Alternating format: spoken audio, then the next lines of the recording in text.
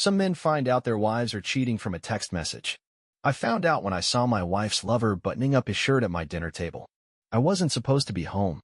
My trip to Huntsville ended a day early when the buyer backed out, so I figured I'd surprise Rochelle, maybe take her out to dinner. Instead, I pulled into the driveway and saw cars I didn't recognize lined up along the curb. Laughter floated through the open windows. I stepped inside, the smell of roasted chicken and vanilla candles hitting me first, the kind of setup Rochelle put together when she wanted to impress someone. The voices died down as I walked in. A half-dozen people sat around my own damn dining table, plates half-eaten, glasses half-full. And there was him, Nathaniel Grant. Tall, lean, black hair just beginning to gray. The kind of guy who never had to swing a hammer in his life.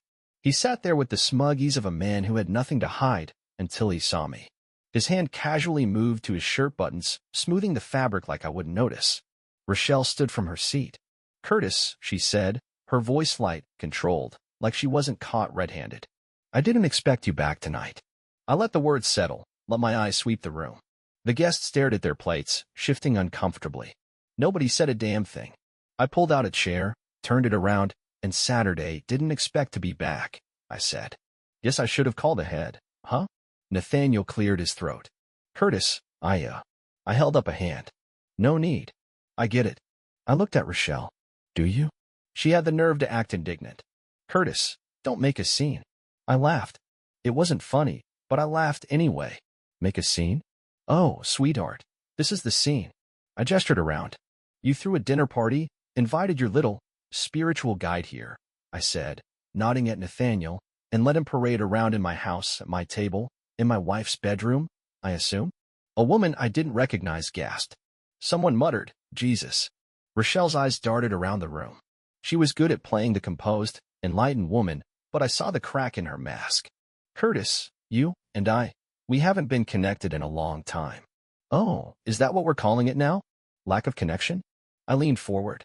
"Because I thought we were calling it adultery." Nathaniel, still trying to maintain that smooth, guru persona, chimed in. "Curtis, relationships evolve. Rochelle has been on a journey of self-discovery. Sometimes." I stood. "Finish that sentence, Nathaniel. I dare you." His mouth opened, then closed. He settled for a slow, knowing nod, like I was some poor, unenlightened fool. Rochelle sighed, shifting into her patient wife act. "Curtis, you've been distant. You've been out there selling your little crafts, avoiding real life." I slammed my hands on the table, making the plates jump. "Avoiding real life? Lady, I've been working my ass off to keep this roof over your head while you've been rolling around on a yoga mat with this clown." Silence. Thick, suffocating. I exhaled, shook my head. "You know what? You two deserve each other." I looked around the room, catching the eyes of the guests who couldn't look away fast enough. "Enjoy your dinner, folks. Hope the chicken's worth the betrayal." And with that, I turned and walked out. The night air hit me like a slap, cool and biting against my skin. I hadn't realized how hot I'd gotten in there. My hands were steady, but my jaw ached from clenching. I walked to my truck, pausing just long enough to take in the house, my house, one last time.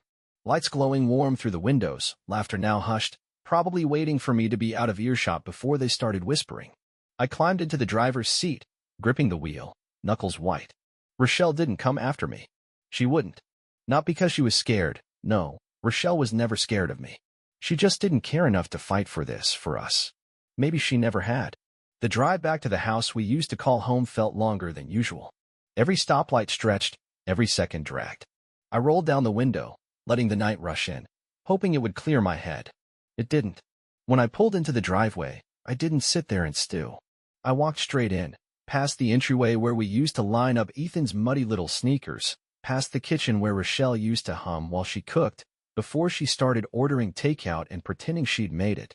Straight to the bedroom. I didn't even flick on the lights. I grabbed the old duffel from the top of the closet, unzipped it, and started filling it. Clothes. Boots.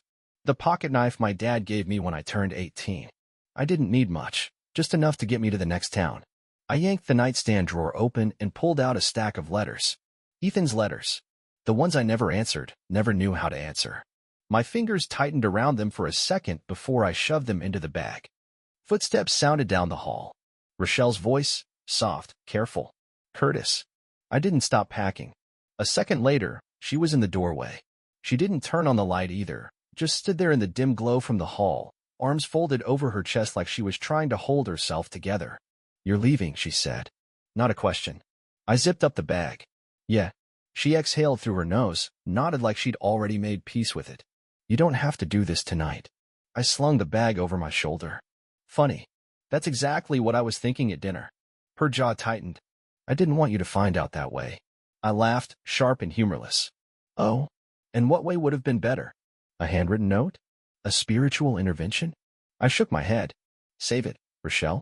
She watched me for a long moment, eyes searching. I didn't give her the satisfaction of looking back.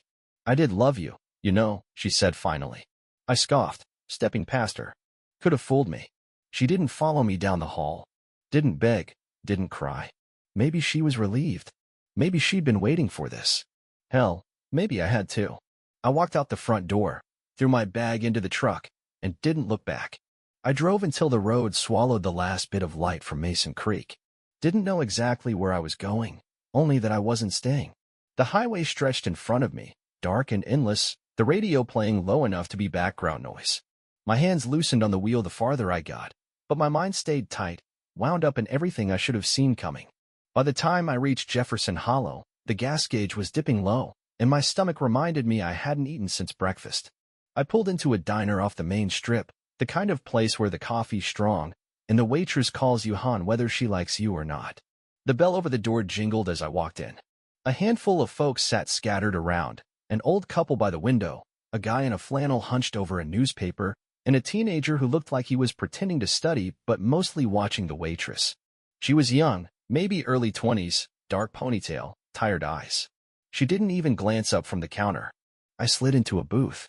A minute later, a coffee cup landed in front of me. "You want the special, or you want to actually pick something?" I looked up.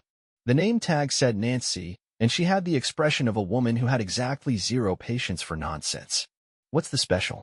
She popped her gum. "Meatloaf." I nodded. "That'll do." She scribbled on her pad and walked off, leaving me alone with my thoughts. I was halfway through the coffee when a voice broke through. "Curtis Shepard? That you?" I turned to see Bobby Hargrove, leaning against the counter, arms crossed, grinning like he just found a 20 in his pocket. Bobby and I went back years, used to run around raising hell as kids before he settled down and took over his old man's general store. "Well, hell, look what the wind dragged in," I said. Bobby slid into the booth across from me, waving Nancy off when she shot him a look. "Ain't seen you in, what? 5 years. More like 8. Damn." He shook his head. "Thought you went all respectable on us. Fancy house, wife, kid, how's that working out?" I took another sip of coffee. "It ain't." Bobby studied me for a beat, then nodded, like he didn't need to ask for details. "Sorry to hear that." I shrugged. "Don't be." Nancy dropped my plate in front of me with the same level of enthusiasm she'd given my coffee. "You want anything?" she asked Bobby. "Pie," he said. "And bring this guy another round." I cut into the meatloaf, not sure if I was even hungry anymore. Bobby leaned back in the seat, watching me like I was some kind of puzzle he was trying to piece together. "You passing through?" he finally asked. "Maybe. Got a place to stay?" I didn't answer. He smirked. "Yeah, that's what I thought." He drummed his fingers on the table. "Look, I got a spare room. Ain't fancy, but it's got a bed and a door that locks. You want to crash there while you figure your next move, it's yours." I exhaled, staring at my plate for a long second before nodding. "Appreciate it." Bobby just shrugged like it was nothing. "Hell, least I can do. Besides, I could use some company that ain't my mother-in-law." We finished eating without much talk. Bobby had never been the kind to pry, and I liked that about him. He shot the breeze, catching me up on town gossip, talking about how the old bar finally shut down and how some rich guy had been buying up land outside of town. When we were done, he threw a few bills on the table before I could reach for my wallet. "Let's go." I ain't got all night. Outside, the air had turned crisp. The kind of night that made you want to pull your collar up and walk a little faster. Bobby led the way to his truck, and I followed, feeling the weight of the past few hours settle into my bones. I had no plan, no destination, but for the first time in a long while, I wasn't looking back. Bobby's place was exactly what I expected: small, cluttered, smelled faintly of sawdust and old beer. The spare room was barely bigger than a closet, but it had a bed and a window that cracked open just enough to let in the cool night air. I tossed my duffel on the floor, sat on the edge of the mattress, and stared at the wall for a while. No pictures, no decorations, just chipped paint and a nail sticking out where something used to hang. Bobby leaned against the doorframe, arms crossed. Ain't much, but it's better than sleeping in your truck. It'll do, I said. He nodded like that was the end of it. You need anything, let me know. I opened the store at 6, so don't burn the house down while I'm gone. I smirked. I'll try. The door clicked shut behind him. I laid back, stared at the ceiling, and let exhaustion drag me under. Morning came too soon. I woke to the sound of Bobby's truck rumbling out of the driveway. The house was quiet except for the ticking of a clock in the next room. I sat up, rubbed the sleep out of my eyes, and took stock of things. I had about $600 in my wallet, a bag of clothes, and no real plan. I needed work. Something to keep my hands busy, keep my mind from circling the drain. The general store was only a few blocks down, so I walked. The town was waking up. Old men gathered outside the barber shop, sipping coffee and talking about the weather like it was a sport. Kids dragged their feet on the way to school. A dog lay stretched out in the sun, not a care in the world. Bobby was behind the counter, restocking a shelf with the kind of precision only a man who'd been doing it his whole life could manage. Damn, you actually got up before noon, he said without looking up. Figured I'd make myself useful, I said. He raised an eyebrow. You offering to work? I know how to fix things. Woodwork, repairs, whatever you need. Bobby scratched his chin, considering. I ain't got much, but you can help me out around the shop for now. Won't make you rich, but it'll keep you fed. Good enough. He tossed me a rag. First job, clean that damn window before I start charging people to look through it like a funhouse mirror. I smirked, grabbed the rag, and got to work. A few hours in, the bell over the door jingled, and a kid walked in. Couldn't have been more than 16, wearing a hoodie too big for him, hands stuffed in his pockets like he was hoping to disappear. He glanced around, eyes darting to the shelves, then to me. Need help? I asked. His shoulders stiffened. Just looking. I kept an eye on him while I stocked a shelf. He hovered near the counter, shifting from foot to foot. When Bobby stepped out of the back room, the kid made his move, grabbed a pack of jerky, and stuffed it under his hoodie. Hey. My voice was steady, not loud, but enough to freeze him mid-step. His face went pale. He turned like he was gonna bolt, but I was faster. Not angry, just firm. Put it back. His hand trembled as he pulled out the jerky and set it on the counter. You hungry? I asked. His mouth pressed into a thin line. He didn't answer, but he didn't have to. Bobby, watching from the doorway, sighed. Kid, if you need food, you ask. We don't steal in this town. The boy swallowed hard. Sorry. I reached into my pocket, pulled out a few crumpled bills, and handed them to Bobby. For the jerky. Then I turned to the kid. What's your name? He hesitated, like saying it out loud might make him reel. Hank. Well, Hank, you looking for work? His eyes flicked up to mine, wary but interested. I nodded toward the broom in the corner. You sweep, stock shelves, maybe help me out with some woodwork. I'll make sure you eat. He studied me for a long second, then gave a small nod. Okay. Bobby smirked. Damn, Curtis. You've been here a day, and you're already hiring people? Just figured I'd pay it forward. Bobby shook his head but didn't argue. Fine. But if the kid screws up, he's your problem. I clapped Hank on the shoulder. Deal. The kid didn't say much after that, but something in his face shifted. Less fear, more hope, maybe.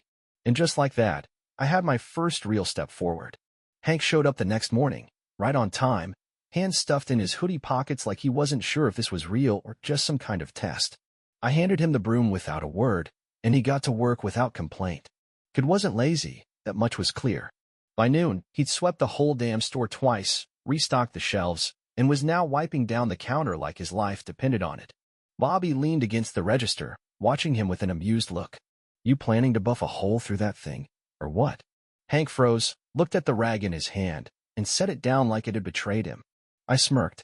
Relax. You're doing fine. He nodded, went back to shifting his weight from foot to foot. I was darting toward the door every few minutes like he was expecting someone to barge in and drag him out by the collar. You got people looking for you? I finally asked. His shoulders stiffened. No. Bobby and I exchanged a look. We both knew that kind of answer meant yes, but neither of us pushed. After the lunch rush, Bobby pulled me aside while Hank wiped down a shelf. That kid's running from something. No doubt. You gonna ask? I glanced over at Hank, saw the way he flinched every time the door opened. When he's ready. Bobby grunted. Just don't let him rob us blind before then. He said it like a joke, but I knew he was only half kidding. That afternoon, I took Hank out back, where I'd set up a makeshift workshop behind the store. There was an old workbench, some hand tools, and enough scrap wood to keep me busy for a while. You ever work with your hands? I asked, rolling up my sleeves. He shrugged. Did some stuff with my uncle? Fixing fences, replacing boards, stuff like that. Good. Then you ain't completely useless. I tossed him a chisel. Ever carve? He shook his head. Watch. I picked up a block of wood, ran the blade along the edge, shaping it little by little. It's about control. You try to force it, you're gonna split the wood. Let the grain guide you. He watched like he actually gave a damn, which was more than I could say for a lot of kids his age. After a few minutes, he reached for his own block, holding it the way I had. Easy, I said when he pressed too hard. It's not a race. He nodded, slowed down. The lines weren't clean, the cuts uneven, but he didn't quit. For the first time in a long while, I felt something settle in my chest. Maybe it was purpose. Maybe just a distraction. Either way, it was better than the hollow feeling I'd been carrying since I left Mason Creek. By the time the sun dipped low, Hank had carved something that vaguely resembled a bird. Rough, jagged, but it had form. He stared at it like he wasn't sure if he should be proud or embarrassed. Not bad, I said. He ran his thumb over the edge. It's kinda ugly. I smirked. Most things are, at first. He didn't say anything, but I could tell that stuck with him. That night, after Bobby locked up, I sat on the porch with a beer, staring out at the dark. The town was quiet, the kind of quiet I used to think meant boring. Now, it felt like something else. Peaceful. The door creaked open behind me. Bobby stepped out, hands shoved in his pockets. So what's next for you? I exhaled, watching the smoke from my breath disappear into the cold air. Ain't decided yet. He nodded. Well, if you're planning on sticking around, you might want to start thinking about what comes next. You can't just float forever. I smirked. Why not?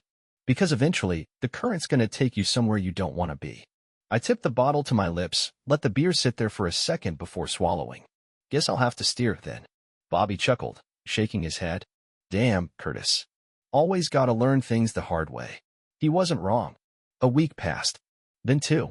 I kept my hands busy at the shop, fixing shelves, repairing the old display case Bobby had been threatening to replace for years. Hank stuck around, too, working like he had something to prove. He never said much about where he came from or why he was always looking over his shoulder, but I didn't push. If he wanted to talk, he'd talk. One afternoon, I was out back carving a new set of handles for an old chest when Bobby walked up, his usual smirk replaced with something more serious. You got a minute? I wiped the sawdust off my hands. What's up? You might want to sit down. That bad?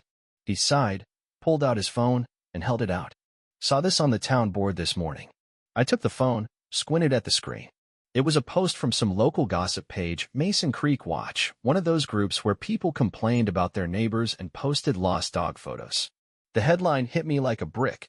Curtis Shepard's dirty divorce. The truth comes out. Beneath it was a whole thread of speculation and outright lies. Rochelle had clearly been talking, spinning the story to make herself look like the victim. According to her, I'd emotionally abandoned her, left her to fend for herself while I ran away to chase a midlife crisis. The comments were worse, people I used to know siding with her, nodding along like they had any clue what really happened. Bobby whistled. Hell of a thing, huh? I handed him the phone. Let him talk. He studied me, waiting for something more. When I didn't give it, he shook his head. You really don't care? Oh, I care, I said, picking up my chisel. I just don't waste time on people who make up their minds before they hear the truth. Bobby sat on the bench next to me. You got any truth to give him?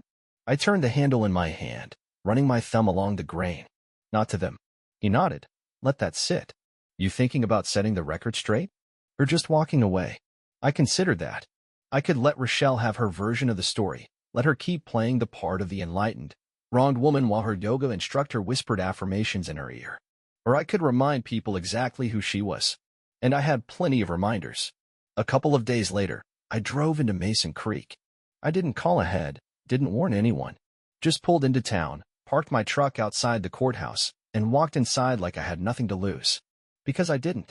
Sarah Keene, Rochelle's former office assistant, was already waiting in the hallway, her arms crossed tight over her chest. She looked up when I walked in, her lips pressed together like she wasn't sure she'd made the right choice showing up. "You sure you want to do this?" she asked. I nodded.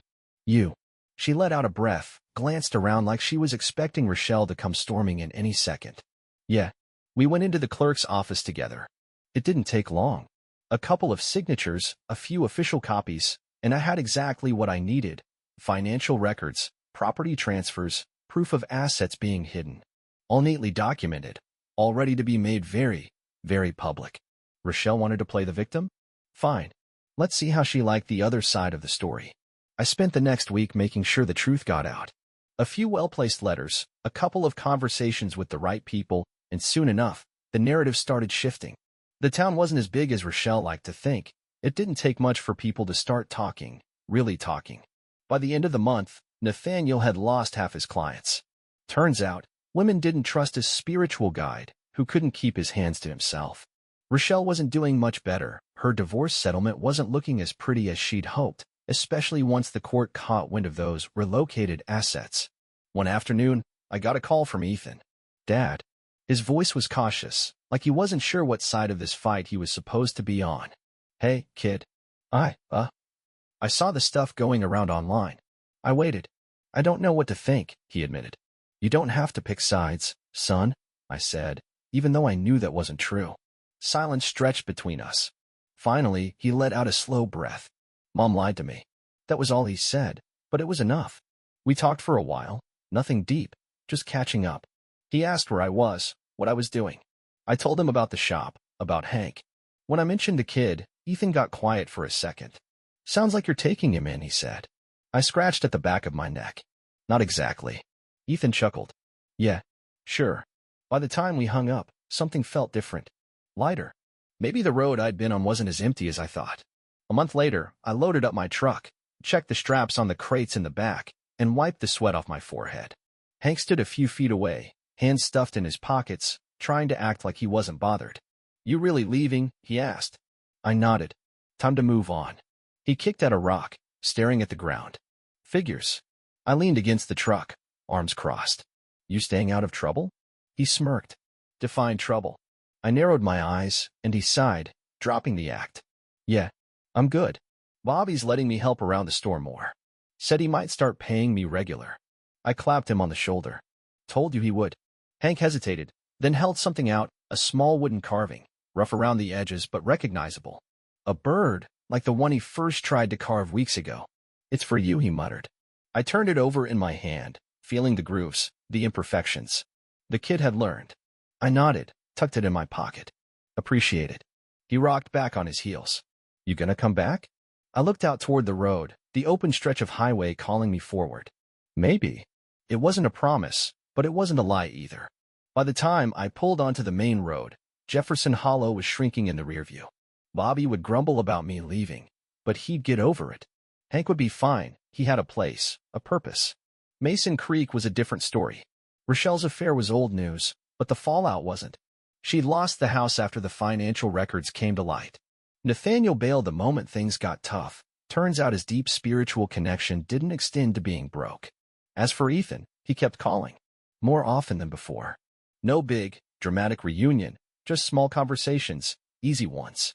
I didn't push, and neither did he. It was enough. A few miles out of town, my phone buzzed. A message from Ethan. "Where you headed?" I smiled, let the wheels hum against the pavement before I answered. "Wherever the road takes me." His reply came a minute later. "Sounds about right." I slipped the phone back into my pocket, turned up the radio, and let the world stretch wide in front of me. No past dragging me down, no weight on my shoulders. Just the open road and the next town waiting ahead.